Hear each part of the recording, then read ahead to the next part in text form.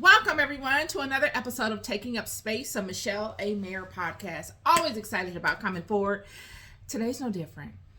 Today, I want to drop a quick word on y'all. Be on the lookout. 5:30 Pacific Standard Time tonight. I'm going to be doing my live on TikTok, MAMTV or MAYER TV. Please come join me. It will be an event. I want you guys to come with your questions or with your analogies or ideologies on scripture. And I'd love to hear them, or I'd love to answer any questions that you have or even converse with you about them. I will be online 5:30 p.m. Pacific Standard Time on TikTok. So I had a great time yesterday doing that. It was very eventful. It was very eventful. I learned some things. I learned how to remove myself from when I let someone join me on the live. I learned how to remove them without having to be at their mercy to remove themselves. So it'll be much better today. But today I want to look into some things that I think we all can benefit from. The holidays are coming up. They are. I was thinking about this earlier today. And I was thinking about how some families are struggling. They struggle tremendously during holiday season. You know, you have people that have transitioned, people that are not healed completely from the transition of the pillars of the family, the glue. A lot of times of the family, when they transition, things kind of go haywire with all of the holiday rituals that we all love so much and we have become accustomed to. And it causes a lot of dissension within the family. So I want to bring this to light. And I want to use scripture to help us understand it. So, it is the ending of August. We're basically in September. We're pretty much in Thanksgiving season, honestly. And if you are a parent and you have children, you are preparing for Christmas. So it's on the hearts and minds of many people, and that's why I want to bring it to the forefront. A lot of times, the problems we have with family has to do with the transition of someone and really keeping that level of cadence that was in place while that person was alive, keeping that intact. Or, we've been struggling all throughout our lives with interactions amongst one another because of childhood trauma, stuff that we experienced when we were children or in our past years, and they all are unresolved, right? A lot of times people don't find themselves strong enough to really bring these situations to light and have open dialogue about them. And if you're one of those people in the family that kind of welcomes that type of dialogue, you're looked upon as troublesome and always bringing up old stuff. So, I want to bring to light some ways to look at it from a biblical perspective, right? Surely when you are in your younger years, you're wrestling with these things and you go in and out of these situations annually, all surrounding this time of the season that's coming up. But then once you get to a certain age, y'all, we get to a milestone where we say, you know what? It is what it is. Once we've gotten to a certain age, we've got to be able to look at ourselves for who we actually are. And we've got to be able to look at our environment, the people around us, the people that are the closest to us for who they actually are as it relates to us. Excuse me. And we then must be able to make executive decisions as to how we will move forward within those relationships. We've got to get to a junction where we're able to take the training wheels off, we're able to take the blinders off, and we're able to say, okay, there's a pattern here, right? And the pattern is not changing. Either I'm going to deal with this pattern or I'm going to excuse myself from the environment. Period. And I was looking at Matthew chapter 10 when Jesus said, in verse 11, in whatsoever city or town ye shall enter, inquire who in it is worthy, and there abide till ye go thence. And when ye come into a house, salute it. And if the house be worthy, let your peace come upon it. But if it not be worthy, let your peace return to you. And that's paramount. This set of scripture is not a condemning scripture in a sense. It is a scripture that Jesus is using to communicate a very vital truth. He's saying, when you go into any environment, make sure you observe the environment. Be observant. And don't be hopeful thinking. Don't be wishful thinking. See things for what they are. And if those people in that environment see you as worthy, they treasure you, they embrace the totality of you, then abide there. Relax there. Offer all the goodness you have within that place. But if you do not receive, if you are not received in your totality, if these people are not able to embrace the totality of you and what you bring, you've got to pick up your stuff and you've got to head on out.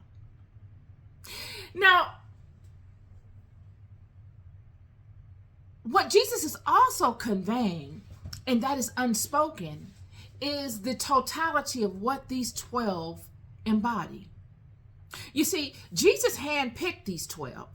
So in him handpicking these 12 and nurturing them and pouring all that he knew within them, he trusts that they are what he has observed them to be.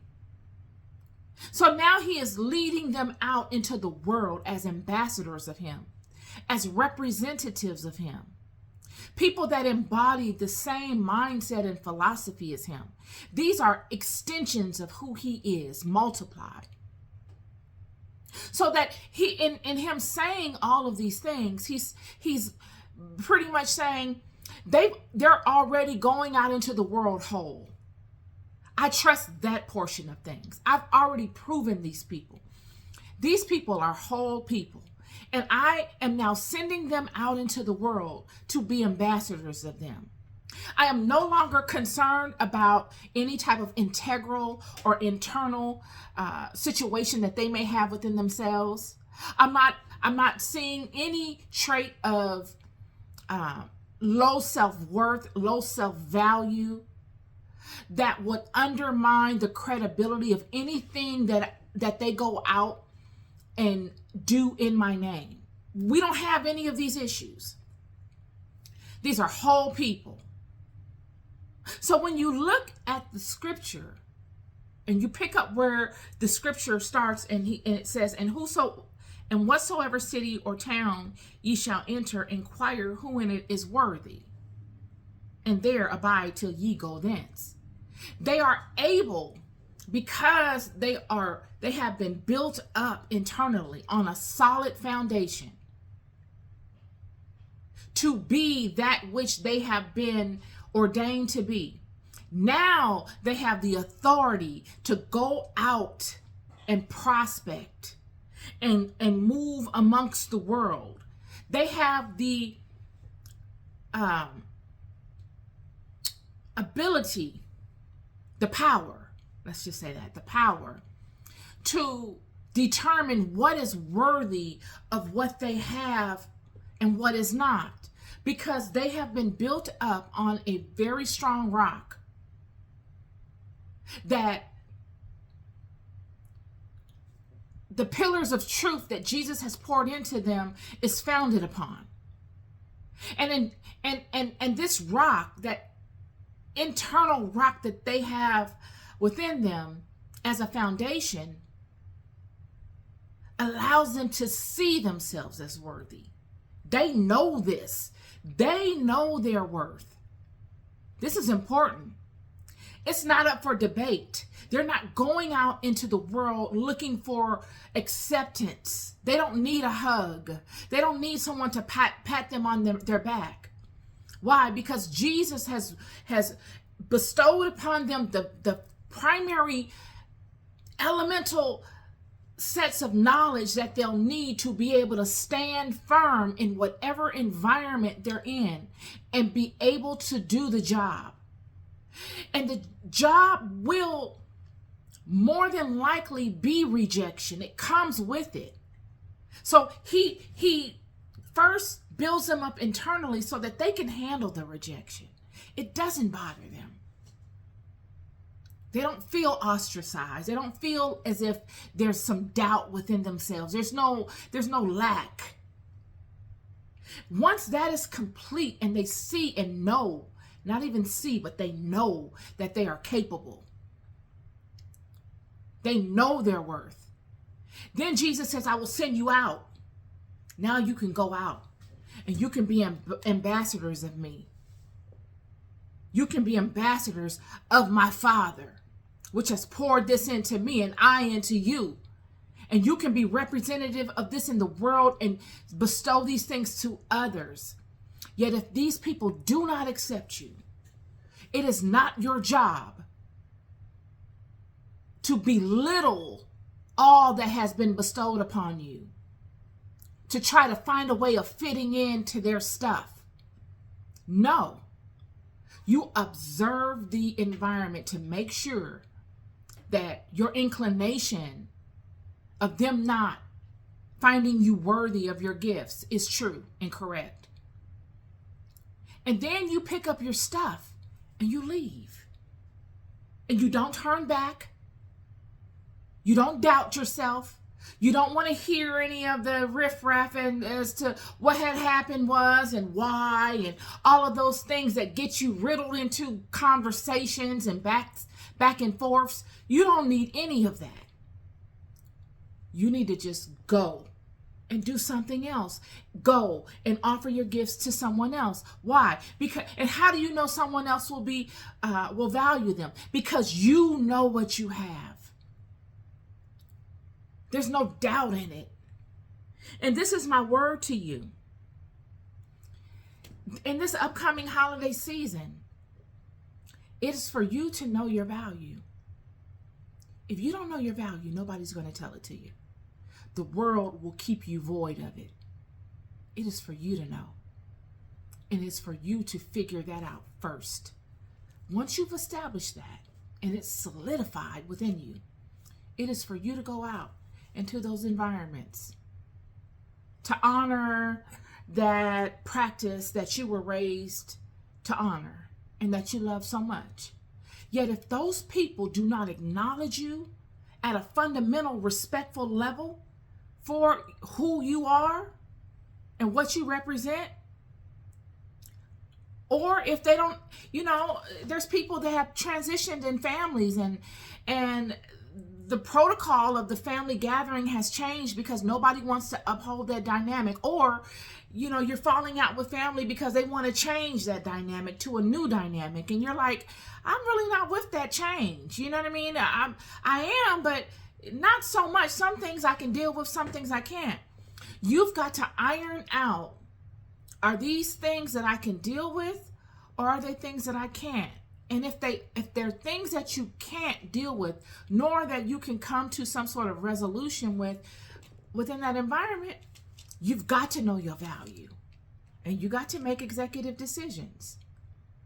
But it is definitely not for you to lessen anything of integrity that you have, just to continue keeping up with a value that is degrading in front of you. It's not for you to do that. This is my word for y'all today.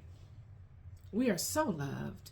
And every situation we have in life, we can find a remedy to by way of what the wise ones have done and said in the pages of this book. The answer is always there. It's just for you to see it. Very short and sweet. Have a wonderful day. I look forward to seeing you guys tonight at 5:30 Pacific Standard Time on my TikTok. It's going to be an event. Yesterday was an event. It was eventful, but we're going to do it again today, and it's going to be better. Always looking to build. Keep going, your love. Peace and love.